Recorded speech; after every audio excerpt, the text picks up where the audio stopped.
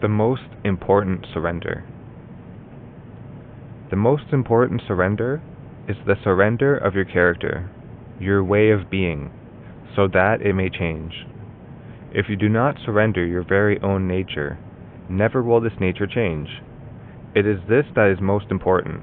You have certain ways of understanding, certain ways of reacting, certain ways of feeling, almost certain ways of progressing, and above all, a special way of looking at life and expecting from it certain things. Well, it is this you must surrender. That is, if you truly want to receive the divine light and transform yourself, it is your whole way of being you must offer.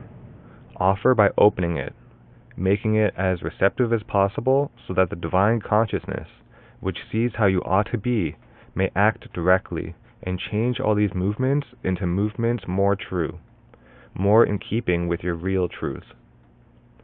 This is infinitely more important than surrendering what one does.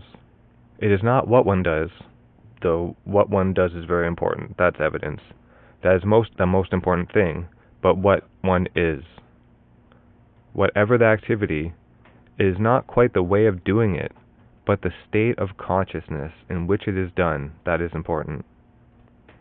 You may do disinterested work, without any idea of personal profit, work for the joy of working, but if you are not at the same time ready to leave this work, to change the work or change the way of working, if you cling to your own way of working, your surrender is not complete.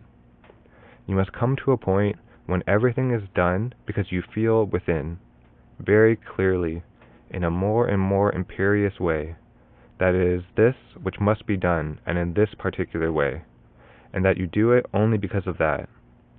You do not even do it because of any habit, attachment, or preference, nor even any conception, even a preference for the idea that it is the best thing to do, else your surrender is not total.